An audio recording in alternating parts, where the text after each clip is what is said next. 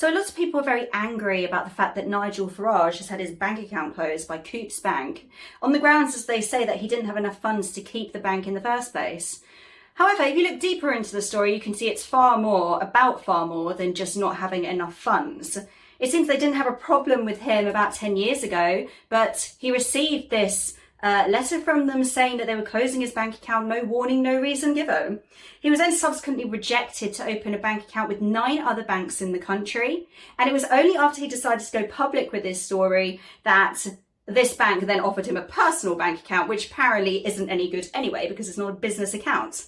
So this is clearly a case of banks in this country using their platform and their power in order to inflict their own special brand of tyranny on individuals in this country who they don't agree with or whose politics they don't like. This is clear because this is not the first story we've heard about something like this. We've heard of banks closing customers' accounts or saying they'll close their accounts if they don't adhere to certain political views. I think more than anything, the banks in this country need to remind themselves what they're there for. They are not our government, they are not politicians, they are banks, and they are there to serve the people.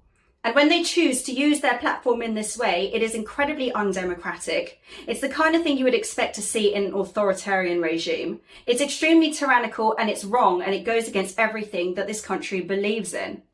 These banks should be held to account for what they've done.